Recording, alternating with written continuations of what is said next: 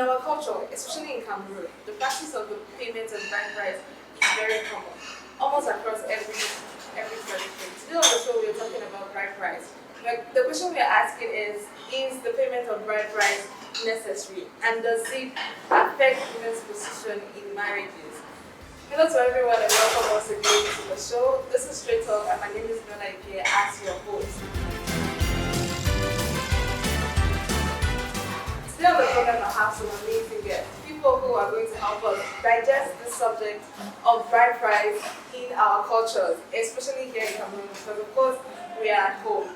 With me is a lady and two gentlemen. I'll start with the gentleman who's sitting right across me. Lale is a researcher and he's also a custodian of the Bakri culture. Dimejelia is a researcher and of course she is also a son of a girl. Veronica is a researcher and a teacher by profession. Good morning guys and welcome to the show. So today we're trying to have this conversation around bride price and around the payment or no payment of bride price and how it affects women's position in marriage. So let's get into perspective. Veronica, help us to understand what bride price is in our context. What is bride price? Thank you for that question. In our context, bride price is a token that is given to marriage in appreciation of the girl child. Simple.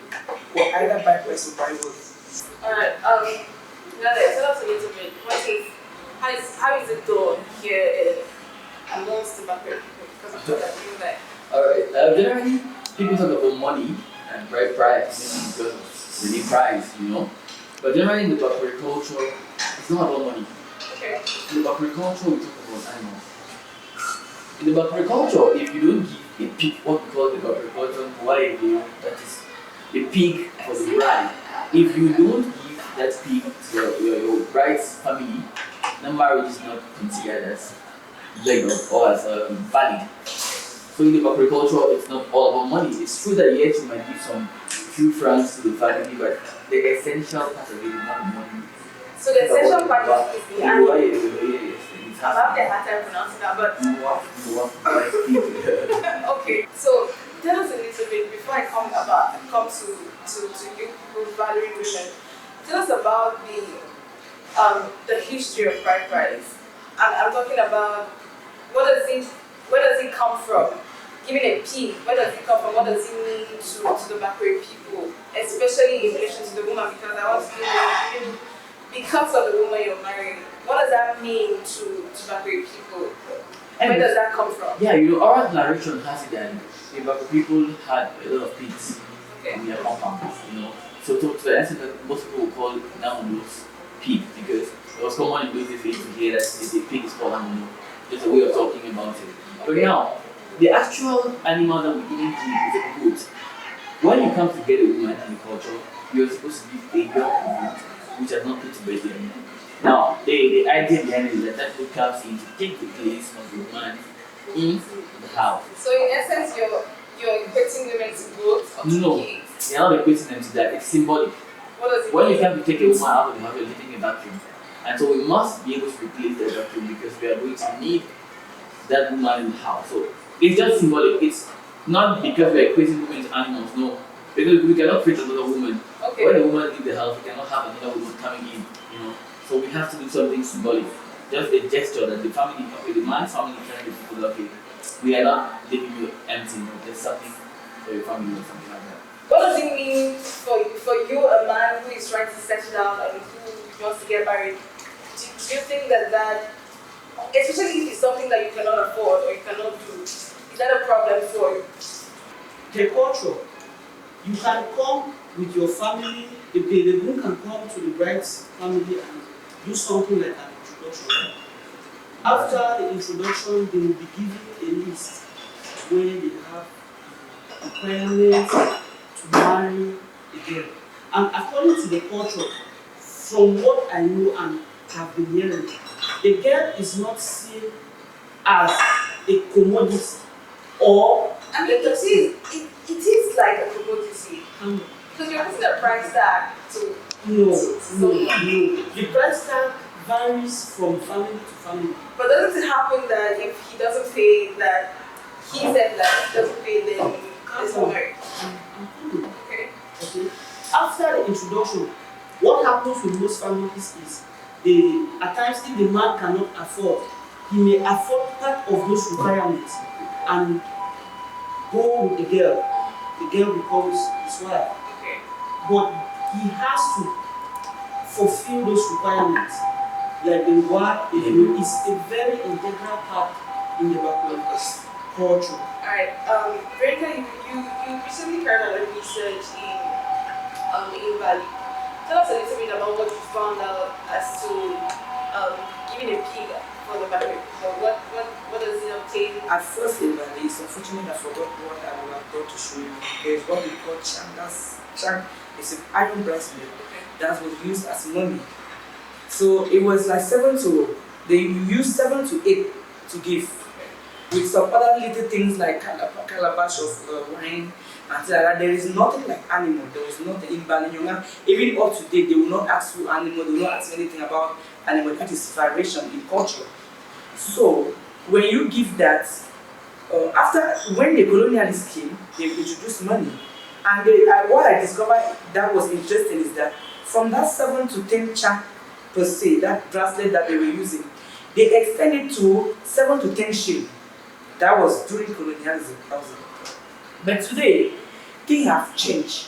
Even at first, you used to have, even when I was growing, they would bring a crate of drink or 6 bottles of drinks, and then they would just give little wine and this key. There's what we call, it must be there, even today. There's one whiskey they call key. There is written on it, they call it key whiskey. I don't know how, that side it is. It's unfortunate I don't have those pictures. And if we have told you before now, I will have done everything that we get them. Ladies and gentlemen, this is Street Talk, and we're talking about bride price. We are asking the question, how does bride price affect women's position in marriage? Now, I'm curious. So we are seeing from our explanation that there has been an evolution of what bride price means and what people think about bride price. There are men and of course there are women who think that if you don't pay my bride price, I'm not a woman or you're not a man, that it makes you less of a person, that look at him, he didn't pay any bride price, you just borrowed the girl. Is there a problem with that perception? Because we've seen that bride price is a symbol of if I'm right from the explanation, a symbol of, oh, this adult helping me well please, and you're giving her away to start a family. It's that important to us that you give us something that we remember.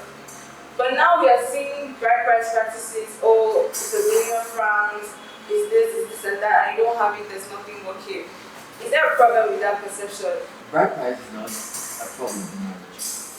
We have to accept that a customary in Cameroon, for example, or let me talk about the Bahamas, also things like that. You know, when you come into marriage as a woman, you accept the rule that the man will head the house. So it's not whether the man pays your bride price or not that matters. Okay. Right? The man is supposed to head the house, and you are the woman you're gonna continue to make your home. So the man is the natural leader. Not natural either, but it's for him. It's for him anyway.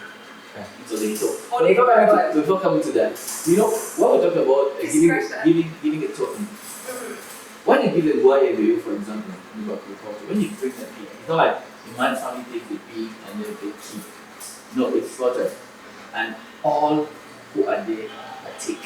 It really doesn't matter whether everyone eats. No, but what I'm saying? So it's not because we're not taking it because we so much like it or because we so much want it. Okay. We're taking it as a symbol, through communion between two families. Remember that when you're getting married, the two families are becoming like one family. So why does the girl family also give no, and you should understand that it's according to our culture, a man is supposed to take care of his woman. And as such, you should be able financially, spiritually, emotionally, and how you want to put it. So it doesn't even put so much pressure on men to comply with this requirement? No, not so much pressure, but you should know that if I want to go get this girl, if you're going to a 246 registry, for example, you know you have to pay for your marriage certificate or whatever. That's how it is. Because in tradition, we do not give marriage certificates. So when you bring this in it's like, okay, we are sealing the contract, we have taken it in good faith, and we can give you our daughter. So it's not, the family don't have a problem because of the bride price. A man doesn't come and say that pay the bride price or whatever, even if you don't pay the bride price. A man who is not ready to be married will tell you that he's the man of the house. There's a lot of issues about the payment of bride price and how it affects women, because for starters you mentioned that it gives a man so much power, whether you like it or not. Like, it does, because when you buy something, if I paid for this drink, then I have rights over this drink, and so I'm saying that I can use this however I want. Now we've seen how men will pay bride price and come home and say, "You cannot refuse me sex. I paid your bride price. I married you." And there's a lot of issues with that, because a woman's body is her body, and it's not how much, I don't know. You give a pig and you want to control how a woman decides when and how to have sex. I don't know whether you see that as a problem. It's a problem. For me, the main problem or the main reason behind this issue is the connotation behind bride price. Okay. And the negotiation in itself. You understand? For the Bakuri culture, I'm sure the bride's mother and her sisters may be part of that negotiation, but they are there just numerically or should I say symbolically. You understand? They don't articulate, they don't take decisions. That's the first issue. The second issue is the girl is seen by her family often as an asset. Okay. So she becomes an objectified commodity by her husband to be and his family. Okay. So the problem is the connotation. It's not that bride price itself, it's bad. Okay. The problem is the perception. Yeah. Right. What So you mentioned that is not what is it? But the perception is not a man's perception per se. Like you rightly said, the family considers the woman an asset, and more often than not, believe me, the mothers. The mother will tell you, "You cannot come and take my daughter like that. My daughter have groomed and all of that." Well, look at the mothers. Mothers are trying to practice a system that has been there long before they ever existed, and so it's not just the man's perception, but it's also the man's perception, in the sense that there are men who would think like that you have been objectified. There is a price tag. You know why in the Bakri culture we don't ask for money per se? Because we don't want anything that is going to make sure we're selling the woman to you. We're not selling, right? What you're doing, like I already said before, it's just symbolic. Now, if you give a pig, for example, at any time a woman can return the pig. So you have to value the woman. It's not like when you come and pay so much money for this woman and the woman is forced to go into prostitution or whatever to refund what you've given to the family. And in our culture, we look at bride price has never been fully paid. Let's talk about the negotiation process and women's involvement in it, which is why I think it's part of why we have all of this problem. It's true he said we consider women as an asset, but you consider me an asset and I'm not part of the negotiation process for you to give me away. What is that? So I don't know if I go to how that there's goes something on. that's running in me I want to say. Please. It should be we have to be alerted that there are some women that think that bride price makes their voice to be heard. Right. Yeah. Okay. They think that if they are bride price not given, they are not full women per se. Yeah. They think that even in the home, in the compound where they are married to, because like you already said, it is a transfer from one family to another family. In African marriage, you are not married to the man, but to the family. I'm sorry I cannot even let you finish, because I feel that's what I'm saying, that for that reason, bride price, instead of being disadvantageous to them, makes their voices to be heard, which is a positive thoughts on bride price to these women. okay. It is it is just few group of women, and again there are some women that contributed to help their husband pay their bride price. But the other part of it is that the hidden part of it is that those women cannot do it publicly. It means that when they give the money, they say that yes, I work per se, I work with my husband, I contributed, I gave the money, but they will be hidden from the parent. So the man will stand out as if he is the one giving the money, but it is the woman that gave it behind, so it is not open. So we're going to come back to that particular aspect. But tell us about negotiation. What's women's role in negotiating their bride price, if ever they have a role? Like I said before, I had to look at procedure and negotiation in, Okay. in research. And women are only during in the procedure, like taking the woman from this compound to this compound, and I feel they used to rub you with camel wood. They will take you from this compound to the other compound, but now everything is done in the compound. Those women who cover those are the procedures. They are there in cooking and things like that, decorating the, but when it the comes bride. to deciding what listen, they give, while they are there, while we are there like that doing all those things, by the time you see men disappeared, they have gone to a particular room. Only among them, even the mother, no woman in Balinyonga has ever contributed into negotiation of the bride price. You don't even know how much. Just imagine that Dr. Mrs. Sitanji, Professor Sitanji himself, like one of my, I asked him, he said that there are some women that even on the last day, they will be asking you that, how much did you pay for me? Yeah, my husband, your mother did not tell you. He said, no, and my mother did not, my father did not tell me. So the woman will not even know so how much was paid. How is it? She never negotiated. She doesn't know how much was paid. But in case of divorce, she will have to pay back. She want to pay. And which I would like to boil down to Lord Denning's one-third rule, who said that whether a woman contribute in marriage or not, during divorce, that woman should be given one-third of the property. Because you, as you are looking clean like that, if you were married, it is a woman that iron that dress, get up and make breakfast for you to go to work. Whether she is working in the public sphere or not, a full-time housewife gave her that time for you to work in the public service, so that money will never be yours alone. So we should think that women should not be commercialized. And I want to say that even in Liberia, what it is, even in the Arab country, where like in India, where women are paid dowry, because there is a difference between a dowry and bride price. Dowry, it is where a woman dowry a man, and it is in sub-Saharan. We practice bride well or bride price, bride well like animal. So now, when you go to those areas, the women are more marginalized than in the area where men pay bride price. Why is it not that in the area where women pay dowry the man, that right should be given? You talk of breadwinner, head of the house. That woman cannot be head of the house. They are more marginalized, as we know. But that comes back to the fact that it doesn't matter whether you pay the bride price or she. That's why we have gender roles. That's why it's gender. Automatically, we know that in our own context. We know automatically. In our context, let's not refuse it because you're gender or feminist or whatever you want to call it. But in our context, we know whether we accept or not that the man is the head of the house. No, those are not natural rules. No, they're not natural rules, but that's what operates. It's empirical. The fact that it operates. I'm not saying that it's correct or it's wrong. So why do we have to promote? Why do we have to promote something that creates inequality or something that doesn't give us equal power or equal balance? Is that what operates in our society? It is. Is a man head of the house only where there is between a man and a woman in the same house?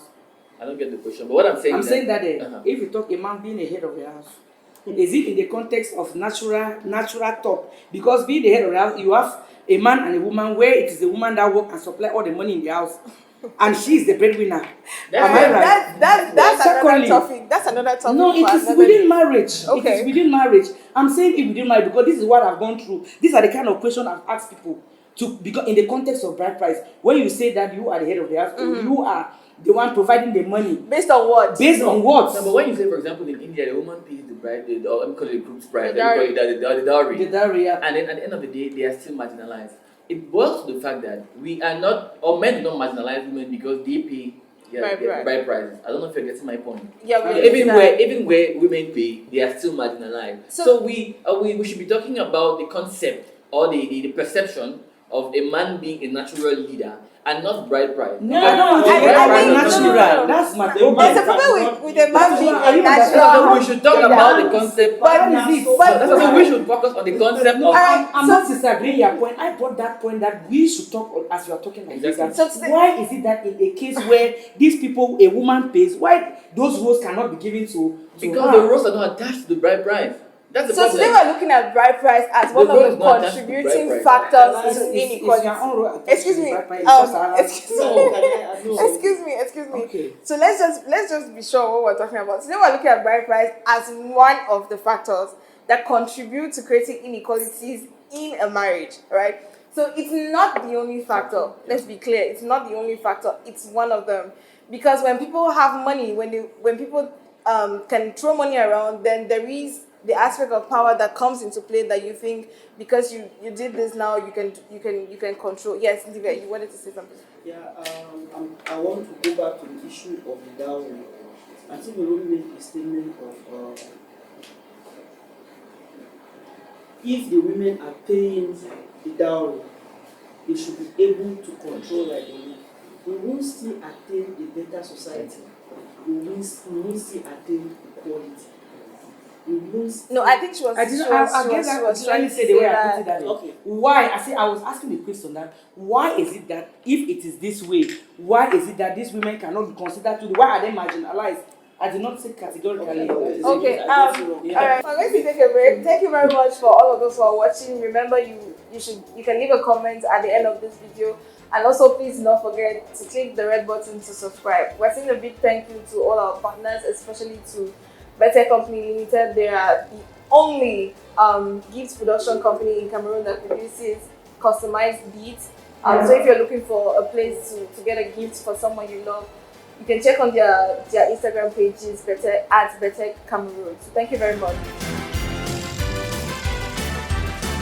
Some people have said that the payment of bride price contributes in enhancing women's subordination in marriage because, of course, it creates that unequal platform that the man tends to wield more power. Would you agree with that assertion? On a greater extent, I will. Okay. Because for most men and most cultures, and the way most men grow up to understand bride price, they believe the woman is a commodity. Okay. They believe they can treat her Anyhow. the way they think they want to treat her because to them, they bought the woman. Right. Would you agree that? I'll take a reverse. To a lesser extent, I think it contributes because when we're talking about marriage, we don't just talk about two people coming together. Now there needs to be some understanding between the two parties coming together. You don't just come together because you want to bully your woman. You know, coming to marriage because you feel like I found someone I can spend my life with. So your attitude towards that woman is supposed to be such that it shows so much love. So, to me, in a greater extent, the marriage is between these two persons who love themselves. And it might happen that you have issues in your marriage, but that cannot be. We cannot look at bride price as though it's one of those key enhancing factors. So when a man says that I paid your bride price, so don't talk to me anyhow. And what happens when you're in a home where the woman is a breadwinner, when she has more food? Is she going to say the same thing to you? Exactly, she doesn't. So why do you say that? She will. No, she doesn't. When you're in a home where the woman has more money than you, doesn't. She's going to tell you. 80% of the time Where she do you get doesn't. this from? I mean, it's clear. How many women have you heard? How many breadwinners, female breadwinners say that I pay the bills, I do everything, you're just careless? They do it. Very often. They do it, yes, but we're looking at percentages. So, and what statistics do you the statistics I know, I don't see women rubbing it in the immense faces. No, they rub it to their faces. All right, Veronica, do you agree that the payment of bride price, or at least the perception of it, enhances women's subordination in marriage? Because yes, it creates that inequality in fact, it doesn't level the platform for women in marriage. To a greater extent, it does. Okay. But I will just list some of those things that because we'll not go back into that again. One, bride price objectified a woman. When you start calling her object or your property, you will not treat her the way you were supposed to treat her. And it always comes on when you're already in the home, when problem comes up. During that marriage, that one is not there. You get it? So it depends on the relationship as it is going on. Secondly, it exposes women to leverage marriage. Thirdly, explain to us a bit what leverage marriage is where the woman gets married. When her husband dies, a woman is forced to get married to the brother of the deceased husband. Right. Based on that bride price. Okay. So meaning that if you don't accept it, maybe all your property will be taken and you have to leave the compound and refund the bride price when the person. So how is that not a problem? But that could be a problem. Yeah, let me just list it out. So now, I mean, we have said all of these things and how bride price is a customary practice. Not that we want to do away with our culture, but we're saying that there are certain cultural practices that doesn't help us. So let's adjust. Now, what is the way forward, Jamie? I think these cultures, most of them are becoming extinct because of education we attain from schools and the way our parents are also being exposed. So can we scratch bride price, or what do we can't do? scratch back bride price. The Wait, best we one can second to do talk. is give a better meaning to bride price. Okay. And then create or formulate active laws against the maltreatment, the objectification of the bride. All right. Galen, I want what's to the say way that forward? I want to come back to the law before I move to the way forward. Now, I want to say if you come to Cameroon, for example, we have a legislation put in place against excessive bride prices. Now, if you go to Article 3, I think 357 of our penal code, it says, I think Section D says that anybody who takes excessive bride price, actually your fault. What is excessive? Excessive, defined in Very terms of the high. law, very high. Very high. I cannot Because rate, excessive to I cannot you might rate- mean 1 million. Excessive to me might no, but mean no, I 5 cannot million. rate what they mean by excessive. But what I'm trying to say is that it's not lawful when you do something which is excessive. Okay. But now, coming to the way forward, I think that we look at bride price as a problem because of the education that we have gotten. I think that we're trying to forgo our thought. In the days of old, let me tell you very much, in the Bakri community, having a pig was not something difficult. Almost everybody had a pig in his compound. So there was like an exchange. Pretends So are it was, hard. Not no, but everybody has a that's pig what I'm right saying. now. That it's difficult to make it look like we are trying to sell off the girl. In the days of old, it was practiced as it was like just like a gesture that you do and say, okay, I'm bringing along these to my in-laws, and so that wasn't a problem. And in no way the man would come and dominate you because he gave a pig for you. So I think the way forward is that we should try to change our mentalities. Try to talk with a bride price, like a marriage certificate in the agriculture. When they give you a pig, like, okay, this symbolizes that you are married. It's like we're saying that we should go to court to the council or to the secretary and not take a marriage certificate. No, people don't And harass even- people because of marriage certificate. No, they do. That's why you go to court, they give you 2 marriage certificates, right? The day the woman doesn't want, you can tell your own and then you're out of the marriage. Alright. So I just think that we should try to look at bride price as a means of communing with our in-laws and not a way to commodify a woman. So okay, I'll ask the question in the back. Veronica, what are your last words? What's the way forward? I think that from research, bride price, there's a variation because I've talked to about 4 parents in Balinyonga who actually said that they don't naturally they don't take bride price in their family because they think that their girl children are so precious and their girl children are not to be sold. Okay. And they think that maybe their girl children might be treated badly in the name of that bride price. Okay. So I think that because of that, since we already know that change is constant, bride price is a social construct, it's gender. We can always move with time. What we did in the past today in bride price, not what is happening today. Yeah. So to me, I think that it has to be moderated first, and it should not be refunded upon divorce, Yes. because it is a culture that we are so clicked to it. But for the fact that some people are already seeing it, not taking bride price for their children, it means that with time it will be eradicated. It is with time. Right. Thank you all so much for coming. I mean, we can keep talking about it. I have a lot of questions. I wanted to ask you if I say I don't want bride price, does it mean I'm not married? You're not married to But anybody. it's okay. We're going to ask the question on another day. Thank you so much for watching.